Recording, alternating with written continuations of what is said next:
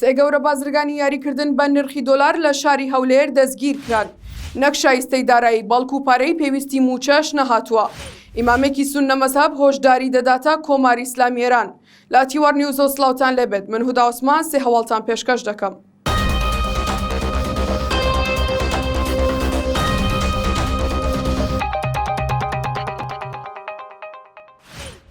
نووسینگەی سەرۆکوەزیرانی عێراق بڵاوی کردەوە کە دەستگای یاسایشی نیشتیمانی عێراق تۆڕێکی گەورەی گومان لێکراوی دەستگیر کردووە کە کۆنتڕۆڵی نرخی دۆلار دەکەن لە بازاردا و پەیوەندیان لەگەڵ تۆڕێکی گەورە هەیە لە هەرێمی کوردستان کە دۆلار بە قاچاق دەگوازنەوە و حکوومەتی هەرێمیش هاوکاری کردوون لە دەستگیرکردنی ئەو تۆڕەی کە لە هەولێرن. بە پێی زانیاریەکانی تیوار دوێنێ لە شاری هەولێر چەندین کەس کە کاری حواڵی قاچاق دەکەن دەستگیر کراون. هەر بە پێی زانیاریەکانی تیوار سێ لەوانە سەرمایەکەیان بە دەیەها ملیۆن دۆلار دەخەمڵێنرێت.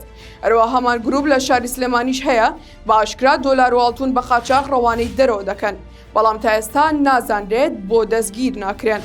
پێشەوە هەورامی وتەبێژی حکوومەتی هەرێمی کوردستان ڕایگەیاند ئێمە بۆ دابینکردنی موچە پێویستمان بە 912 ملیار دینارە کە لە عێراق بۆ بێت، بەڵام نەک شایستەی دارایی نەنێررا.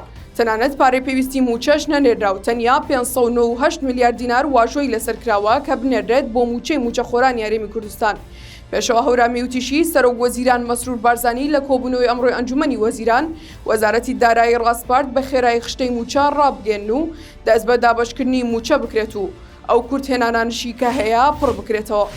مەولانا عەبدولحەمید ئیمامی جومعی ئەهلی سوننەی زاهیدان لە وەڵامی بارودۆخی زیندانیانی سیاسی و ڕۆژنامەنووسان بڵاوی کردەوە و دەڵێت لە وڵاتی ئازاددا ڕنگدانەوەی ڕاستیەکان لەلایەن ڕۆژنامەنووسانەوە پێشوازی لە دەکرێت، بەڵام لە وڵاتی ئێمەدا ڕۆژنامەنووسانی سەربەخۆ بەگشتی لە ژێر فشاردان و ئەمەش خەسارەتێکی قورسا بۆ کۆمەڵگا.